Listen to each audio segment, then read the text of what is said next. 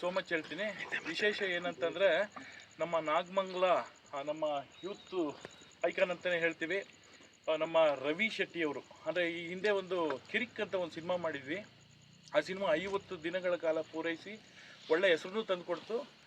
ಅದರಿಂದ ನಮ್ಮ ನಾಗಮಂಗಲ ಟೀಮ್ ವತಿಯಿಂದ ಅವ್ರಿಗೆ ಏನು ರವಿ ಶೆಟ್ಟಿ ಅಂತ ಏನಿತ್ತು ಅದನ್ನು ಇವತ್ತು ಕಿರಿಕ್ ಸ್ಟಾರ್ ರವಿ ಶೆಟ್ಟಿ ಅನ್ನೋ ಒಂದು ನಾಮಫಲಕವನ್ನು ಕೊಡೋದ್ರ ಮುಖಾಂತರ ಈ ಕಾರ್ಯಕ್ರಮನ ಶುರು ಮಾಡ್ತೀವಿ.